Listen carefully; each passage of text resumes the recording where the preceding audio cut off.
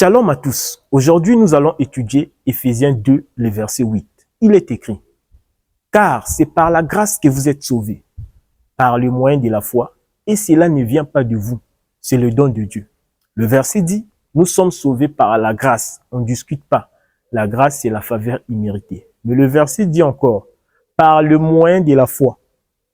Donc, si toi, ton salut, il n'y a que la grâce, il n'y a pas le moyen, il y a vraiment un sérieux problème. Je vais juste te dire que tu n'es pas sauvé. On va prendre un exemple dans l'Ancien Testament qui était une image des choses à venir.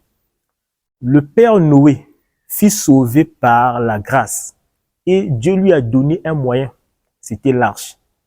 Donc, Noé, s'il n'avait pas respecté ce que Dieu lui avait donné comme moyen, lorsque le déluge avait frappé, il devait mourir avec sa grâce. Donc, lorsque Dieu nous dit: vous êtes sauvés par la grâce, on ne discute pas parce que personne n'a fait quelque chose. Mais par le moyen de la foi. C'est quoi la foi? D'où vient la foi? La foi, on ne dit pas à quelqu'un: aie la foi, serre les dents. Non.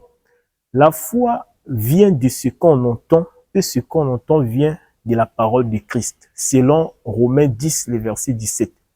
C'est pourquoi Romains 10, le verset 14, partie B, renchérit pour dire: comment entendront-ils s'il n'y a personne qui prêche? Donc, pour qu'une personne ait la foi, il faut un prédicateur pour lui prêcher. En réalité, c'est ça. Parce que la foi vient d'une prédication, c'est-à-dire vient de la parole de Christ.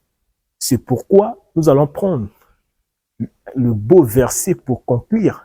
1 Corinthiens 1, le verset 21 qui nous dit: puisque le monde avec sa sagesse n'a point connu Dieu dans la sagesse de Dieu, il a plu à Dieu de sauver les croyants par la folie de la prédication. Est-ce que tu comprends le verset? Donc là, on voit le moyen. Le monde n'a rien compris. La grâce est là. La grâce est là. Mais il y a le moyen que les hommes n'ont pas compris. C'est pourquoi ils disent: répétez après moi, donnez ta vie à Jésus. Parce qu'ils n'ont rien compris. Est-ce que le verset là parle de donner ta vie à Jésus? Parle de confesser quelque chose? Non. Le verset est clair. Nous sommes sauvés par la grâce et par le moyen de la foi. Et la foi ici, c'est l'évangile. Donc tu dois écouter l'évangile pour être réellement sauvé. Shalom.